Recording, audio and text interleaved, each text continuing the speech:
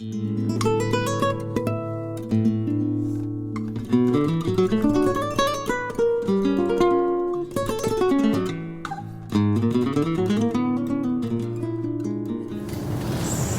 I had how much Flamenco? About 10 months before I went to Spain. And I originally thought, oh no, you have to dance quite a bit longer before you go to Spain. But everybody was so thrilled about, the people who went were so ecstatic about it that I decided I will go anyways.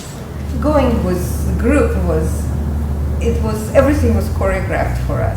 The partners were amazing actually. The group was amazing. I liked both classes very much. I liked how close the classes were. You just walked out of the house and you walked about 3 minutes and you were in Mercedes class. The first day we came and Mercedes came and hugged each one of us, which was so amazing because she's such a big, respected and amazing dancer, and she was expecting us and wanted to teach us, and that couldn't have happened if I just walked off the street, obviously. It happened because it was arranged. I loved Mercedes classes a lot. Something about being in her studio is so special, and she is very careful and attentive. And we were different levels. She could accommodate it very well, but I'm impressed how much I improved in choreography. I'm losing it now because I don't do it every day. But actually, I think the huge thing was doing it every day. And doing it every day, after a week, I saw the progress. And then after 2 weeks, wow, I could catch actual new things. And when I came back, I felt it very strongly.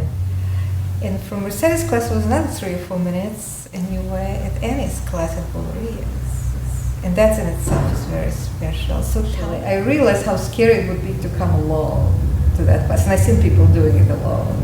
And then they just had to kind of face the crowd. And we had somewhat special arrangement where Carmen, the assistant, would teach us bit by bit. And sometimes she would allow us to dance as a group. And sometimes she led us even at the beginning a little bit. So it wasn't as intimidating as it would be if we just dropped into Annie's class. Because that was, I think, all special arrangement done for Laura and for the students. Another thing I really liked is flamenco singing. And Laura took us to places where there was a lot of flamenco singing. Before that, I actually didn't appreciate so much singing. And now I maybe like it even more than dancing, which is interesting. I like the fact also that we live close to Peña, where there's like a flamenco club. And even if we didn't go there, we could hear singing coming from there. But because we were so close, it was like down the street practically. We had many opportunities to go. It was late at night, and then we just walked 30, 40 steps to our home and we went back home. I was very impressed with something unusual. We went to see an local adult buleria class.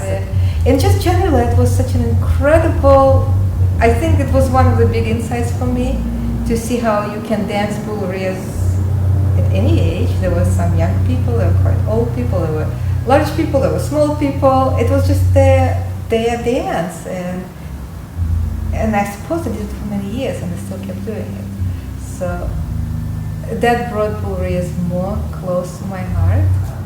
The Arabic bath that Laura took us, we got a massage, and it's a very magical place.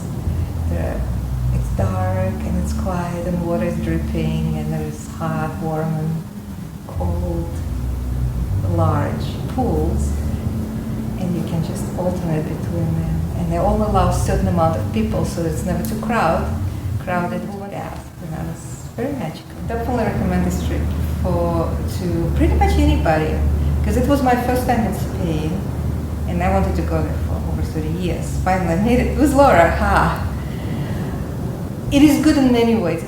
You learn a lot of dance. It might be intimidating sometimes. It might be scary sometimes. I feel like crying sometimes. But when I came back, it kind of all came together. So once you're there, it's even actually you're too close. It's hard to evaluate. Once you come back, then you realize what a precious jewel you have, or you had. Yes, you're kind of jealous of people who are going to go.